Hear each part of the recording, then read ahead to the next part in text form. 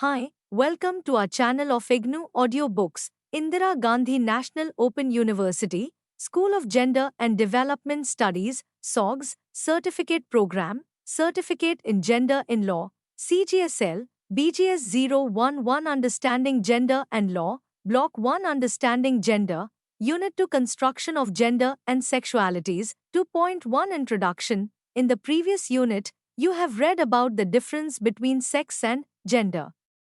In this unit, our effort is to understand how construction of gender and sexualities shapes in everyday life. Any engagement with sexuality demands the understanding that sexuality is socially constructed. Notions of what is natural and what is unnatural often come into play while talking about sexuality and sexual desires. These ideas of natural and unnatural are often used to describe sexualities which are not normative. How does sexuality relate to women's empowerment? If indeed there are such connections, what has been the nature of engagement on the part of the women's groups in the current context in India with issues of sexuality and issues of same-sex desire? To answer these questions, this unit addresses issues that challenges essentialism related to identities related to sexuality, discusses how sexuality impact our lives and how marginalization based on sexuality leads to the concept of sexual hierarchy. The unit draws upon the theoretical work on the above issues and the interactions during workshops, life stories and fictionalized accounts. Questions have been asked around these to help deepen the engagement with the issues being discussed. Let us look at the objectives of reading this unit to point to learning outcomes. After completing this unit, you will be able to times understand the social construction of sexuality, times know sexuality in a broader framework of patriarchy, and discuss how sexuality impacts every aspect of our lives. 2.3 Sexuality Concept. A central aspect of being human throughout life encompasses sex, gender, identities and roles, sexual orientation, pleasure, intimacy, and reproduction. Sexuality is experienced and expressed in thoughts, fantasies, desires, beliefs, attitudes, values, behaviors, roles, and relationships. While sexuality can include all of these dimensions, not all of them are always experienced or expressed. Sexuality is influenced by the interaction of biological, psychological, social, economic, political, cultural, ethical, legal, historical, and religious and spiritual factors. World Health Organization, Draft, Working Definition, October 2002. 2.4 Construction of sexuality. Sexuality is strongly influenced by gender, caste, class, religion, and region. It is socially constructed, is not fixed, but mutable and fluid, is diverse, what I might love you might hate, and has positive and negative dimensions. Each of these attributes can be analyzed further. Diversity, what shapes our sexual desires, which we are attracted to, and how we attain sexual satisfaction varies from individual to individual. Generally, it is assumed that attraction can only happen between men and women.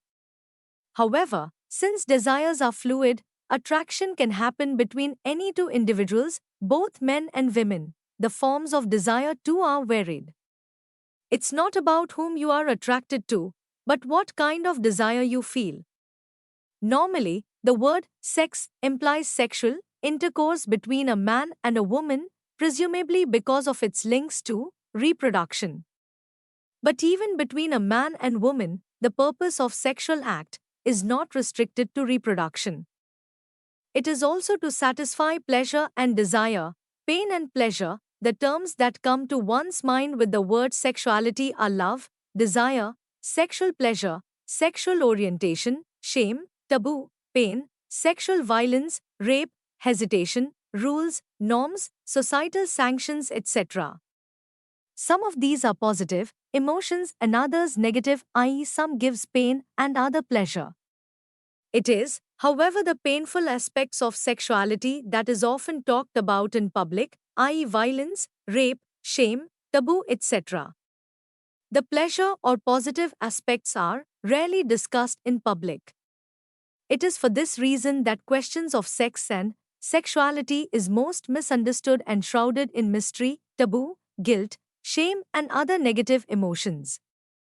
While authors like Gayle Rubin suggests that, for some problems with sexuality are low on the hierarchies of the real world, problems such as poverty, war, disease, racism, famine, or nuclear annihilation, socially constructed, the following explains how sexuality is socially constructed. Who experiences sexual desire? This issue is strongly influenced by the reproductive and eugenics logic. Those outside reproductive age are either considered to be asexual or their sexual desires are considered to be unacceptable or inappropriate. Similarly, the reproductive capacities of differently able people are considered undesirable and their sexualities are negated. Socioculturally, desire is supposed to be expressed between a man and a woman, preferably of the same caste, class, and religion, and in certain parts of the country of a different gotra, subcaste, when sexuality is supposed to be expressed only after marriage. Sexual relationships outside the institution of marriage are not accepted and are not considered respectable, where, within the privacy of the bedroom, what heteronormative sex, i.e., penetrative sex of penis into a vagina, is widely considered to be the only acceptable expression of sexual desire because of its association with reproduction. The Victorian idea of sex only for reproduction holds true in many parts of the world and certainly in India, giving it an unprecedented legitimacy. In fact, in many contexts, the word sex is used interchangeably with heteronormative sex. In the Indian context, other sexual acts are stigmatized and considered unnatural. Why? The acceptable purpose of sex is reproduction and perpetuation of progeny. Sex for pleasure, while routinely engaged in, is looked down upon. These are some of the sexual norms that set the norms of who, how, when, and why of the expressions of sexual desires. Those perceived as breaking these norms are punished and their rights violated. Gay men are regularly harassed by the police, sexually active senior persons are ridiculed, sexuality of younger persons, particularly girls, women, are heavily policed. Women who initiate sexual interactions are called sluts, and lesbian women are forced into heteronormative sex through marriage. The sexual norms are internalized through social units of family and communities and enforced through legal enactments and institutions to ensure obedience of these norms. Socialization is thus an important means of maintaining norms related to sexuality, which makes sexual behavior and responses seem natural. At an individual level, desires are experienced as spontaneous and deepest expression of who we really are. Sexuality is socially constructed. Mumbai police arrested 40 couples from hotel rooms for public indecency. Going too far, in a most bizarre incident, Mumbai police conducted a raid in Madh Island and Aksa area and has arrested couples who were apparently spreading public indecency. They reached the hotel rooms and pulled the couples out of there. Around 40 couples were arrested in this raid. Details of the raid: people who were caught were made to call their parents and also charged 1,200 rupees as fine. They suffered humiliation and violation of their human rights. The incident shows how state tries to control sexuality of its subjects. 2.5 Sexuality, an aspect of life. Sexuality is central to a person's life and influences all aspects of it. Some of these aspects are discussed below that demonstrates the centrality of sexuality to life. Education. There is evidence to show high dropout rates of girls from school. Parents refuse to educate girls beyond 5th grade for fear of sexuality.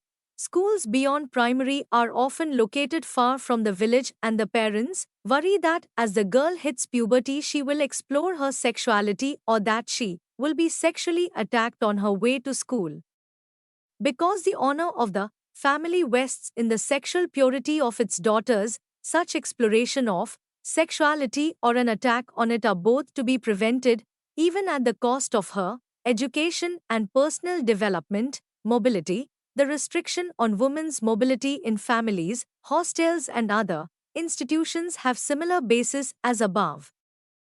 Women are not allowed to go out at night, and if they do, they have to be accompanied by a man. Women's hostel around the country have curfew beyond a certain hour in the evening. Such measures, though couched in language of protection and welfare of women, are in fact imposed out of fear of women seeking expression of their sexuality or fear of sexual violence. Authorities are perennially concerned that girls might engage in consensual relationships or sex if they are allowed freedom.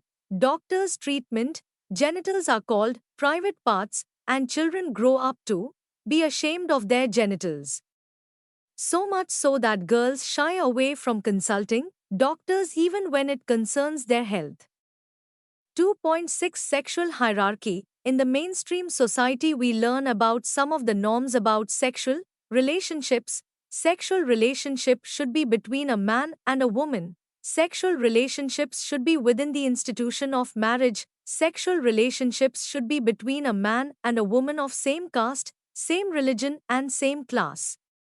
Those who subscribe to the above view find nothing wrong with them. The problem, however, is severe consequences on those with alternative sexuality that do not conform to these sexual norms. These consequences range from discrimination, name-callings, harassment, and public shaming to life-threatening ones like suicide. The following incident can be a case under study. Box No. 2.1 Same-sex couple commits suicide. Monotosh Chakraborty vertical bar TNN vertical bar Jan. 24, 2011. Two teenage girls committed suicide in a village in South 24 Parganas, apparently disillusioned about their future as same-sex couples. Police found the bodies of 19-year-old Bob Bai Saha and 17-year-old Pooja Mondal after breaking down a door of Bobby's house in the Tripura Sundari area of Boral. The post-mortem report says they took poison together and lay down to die, clutching each other's arms. It appears that the two girls were in a relationship, but they were depressed about the uncertainty of their future, which is why they committed suicide, said the police. The victims' families reportedly had a cordial relationship despite facing criticism from neighbors for the girls' unusual behavior. Bobby used to dress and behave like a man, whereas Pooja was like any other girl. Gayle Rubin writes about the charmed circle and explains it with two concentric circles representing acceptance and low acceptance of sexual acts, behavior. The inner circle represents sexual acts that are accepted and privileged, while the outer limits represent non-acceptable sexual behavior that is viewed as abnormal and often pathologized. But the boundaries are permeable and they change from culture to culture, market to market, generation to generation.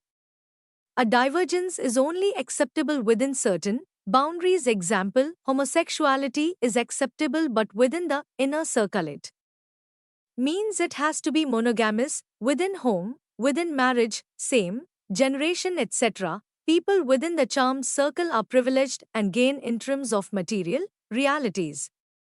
For instance, if a girl is married to a man of the same caste and religion, she will have respect in the community.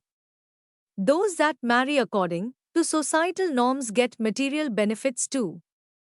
For instance, marriage with a man allows a woman to nominate her husband in life insurance, adopt a kid together, get a loan together, or buy a house together. Such privileges are available only in counties where same-sex marriage is legalized.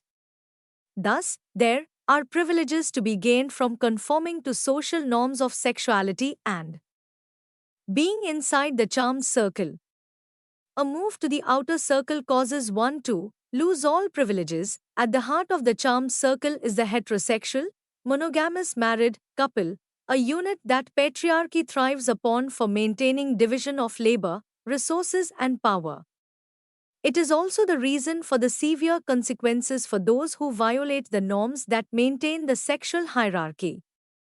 The incident of young women couple in box no. 1 feeling driven to commit suicide is an example of such consequences.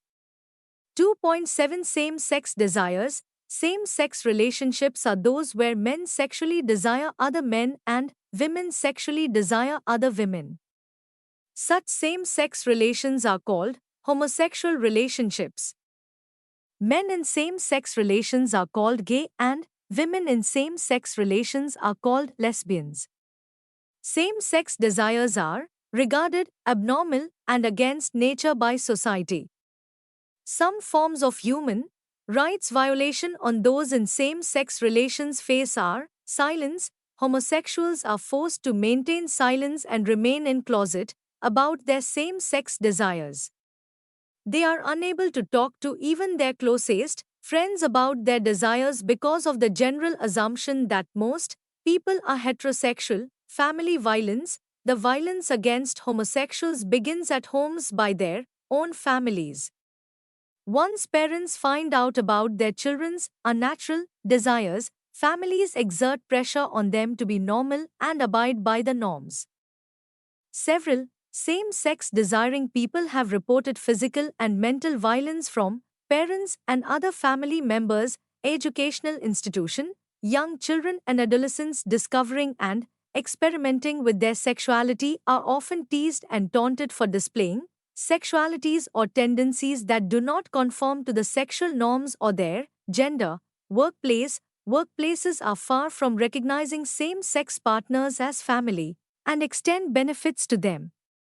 Such lack of recognition prevents persons with alternate sexualities to live fulfilling lives. Same-sex relations are considered abnormal because they challenge patriarchy.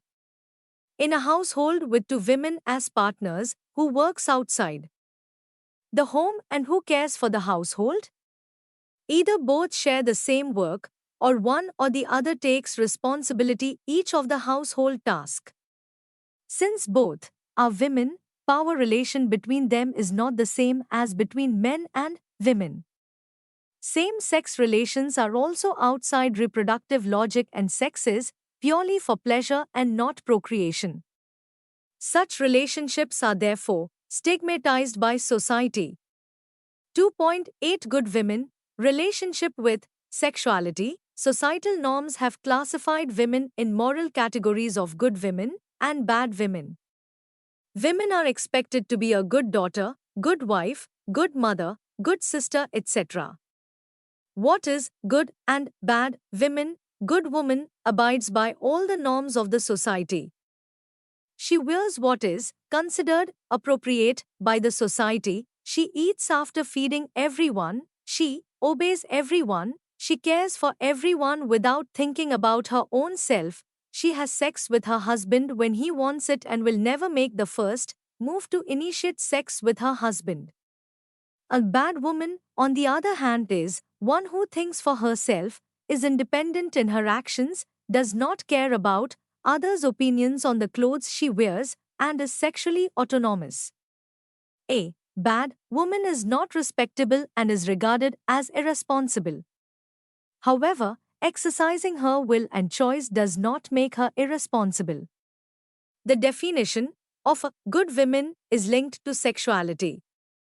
For instance, a good woman will never say no to her husband for sex. She will not talk to other men and she will wear what society insists that she wear. 2.9 Sexual pleasure and empowerment. There are complex reasons why many women, including feminists, tend to be anxious around sexuality.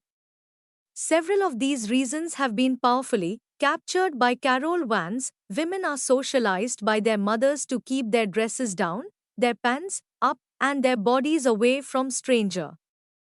Women come to experience their own sexual impulses as dangerous and afraid to venture outside the protected sphere. External control and internal processes of socialization together severely impacts women's sexuality. The horrific effects of gender inequality may include not only brute violence, but the internalized control of women's impulses, poisoning desire at its very root with self-doubt and anxiety. Source: author's personal account, Box No. 2.2, in a workshop on gender and sexuality conducted by Nirantar with non-formal education teachers in rural Rajasthan, a western state of India. There was a discussion on a scene in a documentary film in which a group of young boys talk amongst themselves about their sexual experiences with girls. One of boys comments on girls' responses and says that even when girls say no, they actually mean yes. This was a comment which resonated strongly with the male teachers. In the workshop, one of the women teachers, however, said that if a woman says no to a man who makes a pass at her, it is common for him to dismiss this by saying when a woman says no, she actually means yes. And if a woman says yes to a man who has expressed interest in her, she will immediately be labeled loose woman.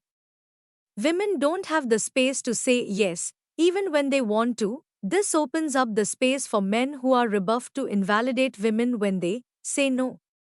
The discussion concluded with the learning that women will have the right to say no only if they have the right to say yes.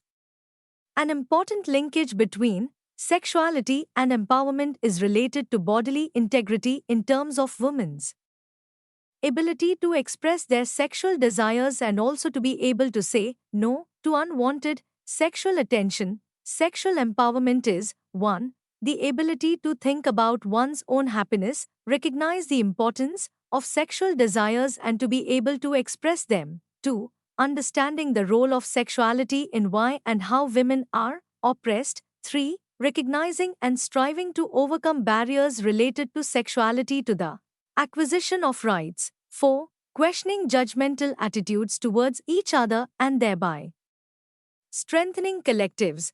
2.10 Let us sum up. The unit discussed what sexuality is and how it is different from sex. Sexuality is socially constructed, hierarchical in nature, and controlled by patriarchy. Sexualities that are not heteronormative are not accepted by society. The unit ends with a discussion on sexual empowerment.